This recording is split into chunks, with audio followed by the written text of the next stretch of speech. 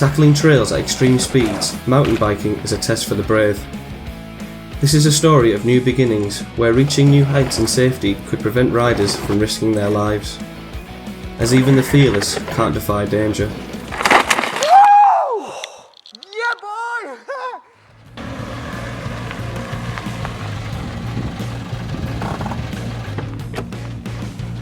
Meet Tom. Tom is devoted to downhill riding. With a passion for the sport, he hopes to become professional one day. But could an injury to his shoulder stop him from achieving this?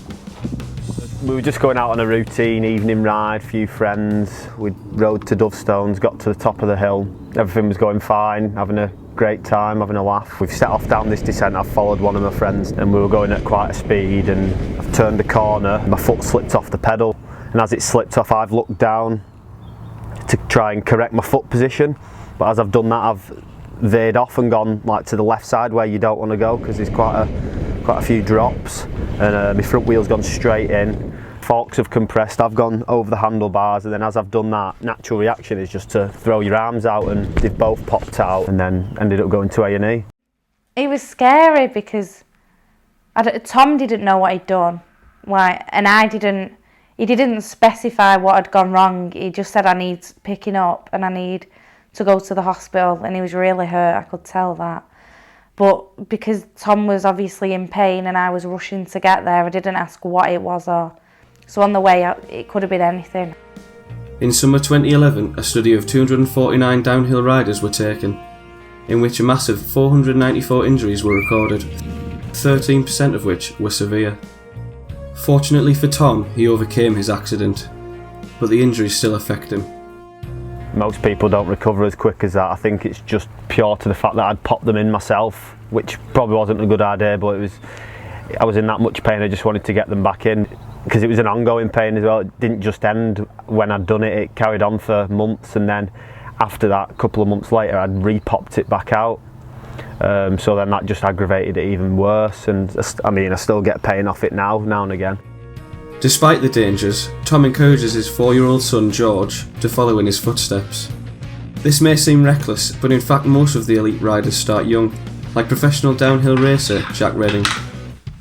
I got into mountain biking when I was really young. Must have been kind of 3, 4, something like that, riding bikes with my dad. And then it's just gradually gone from there, just riding more and more and more, and it's starting to become my job, that it's become my life. Jack travels the world with his team, One Vision Global Racing, so he must continue to train regardless of the risks, even if the English weather attempts to break him. It rains here all the time in the winter and quite a lot of the time in the summer.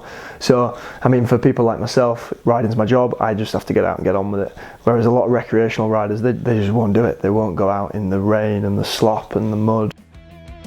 Well, a solution is underway. In January, a crowdfunder raised just over £430,000 for the creation of the first indoor bike park, the Dirt Factory.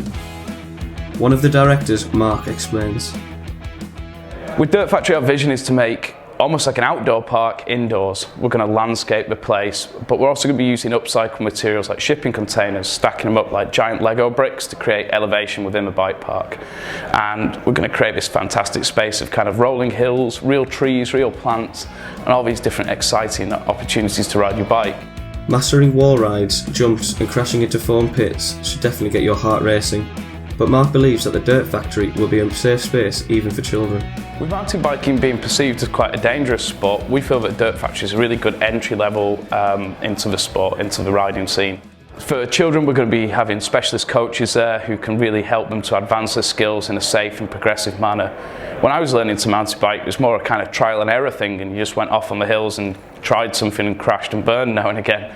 But the coaching techniques have come on so much in the last 20 years since I started riding that we can really advise young people how to ride safely and how to get the most fun out of riding the bike. Maybe now Tom can teach George safely. So will he be taking him to the Dirt Factory? I would definitely take George to Dirt Factory, yeah. It's probably one of the first places I'd take him to get into this kind of stuff, because it's in a controlled environment. It'll just be brilliant for everyone in the biking industry, really. Any biker will agree that riding is a risk worth taking, but could the Dirt Factory mark the beginnings of a new, safer ride, or will it always be downright dangerous?